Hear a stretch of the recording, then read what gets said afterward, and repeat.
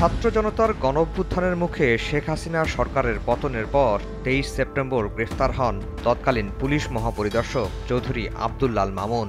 আন্তর্জাতিক অপরাধ ট্রাইব্যুনালের এক মামলায় এবছরের ২৪ মার্চ ঢাকার মুখ্য মহানগর হাকিম আদালতে জবানবন্দি দেন তিনি। ৫ পৃষ্ঠার জবানবন্দিতে ২০১৮ সালের ভোটে অনিয়ম, গুম খুন, জুলাই আন্দোলন নিয়ে নিজের বক্তব্য তুলে ধরেছেন সাবেক এই পুলিশ প্রধান।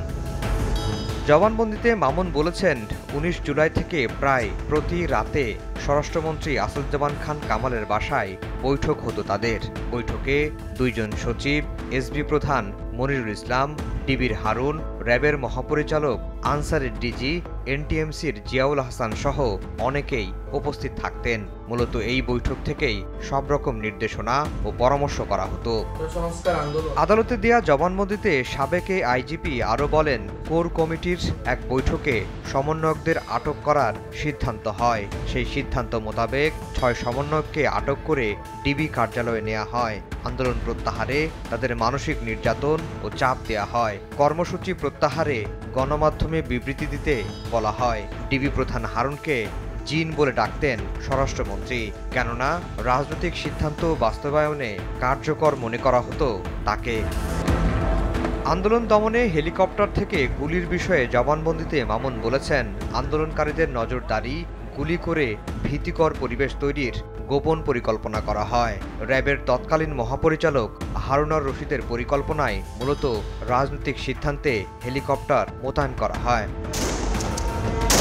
আদালতে দেয়া জবানবন্দিতে মামুন বলেছেন, আন্দোলন দমনে মারণাস্ত্র ব্যবহার এবং আন্দোলনপ্রবণ এলাকায় ব্লক রেডের সিদ্ধান্ত হয় রাজনৈতিকভাবে। স্বরাষ্ট্রমন্ত্রী নিজে তাকে লেথাল উইপন ব্যবহারে প্রধানমন্ত্রীর নির্দেশনার কথা জানিয়েছিলেন। ডিএমপি কমিশনার হাবিবুর রহমান হাবিব এবং ডিবির হারুন লেথাল উইপন ব্যবহারে অতি উৎসাহী ছিলেন। এছাড়া আসাদুজ্জামান খান কামাল, ওবায়দুল কাদের সহ অনেকেই মারণাস্ত্র ব্যবহারে পরামর্শ ও উস্কানি দিয়েছেন বলেও জানান সাবেক আইজিপি। সরকার পতনের দিন কি করেছিলেন মামুন, সেটিও জবানবন্দি দিয়েছেন তিনি। বলেন, ৫ আগস্ট বিকেলের দিকে একটি হেলিকপ্টার আসে পুলিশ হেডকোয়ার্টারে। ওই হেলিকপ্টারে তেজগাঁও বিমানবন্দরে যান তিনি। এরপর সেখান থেকে সেনানিবাসে আশ্রয় নেন মামুন। জবানবন্দির শেষাংশে গুলি করে হত্যা, আহতের ঘটনায় সে সময়ের পুলিশ প্রধান হিসেবে অনুতপ্ত ও ক্ষমা চান চৌধুরী আব্দুল্লাল মামুন।